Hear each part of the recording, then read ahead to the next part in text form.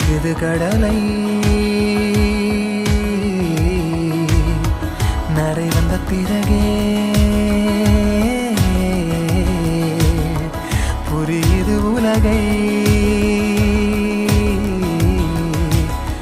நேற்றின் இன்பங்கள் யாவும் கூடியே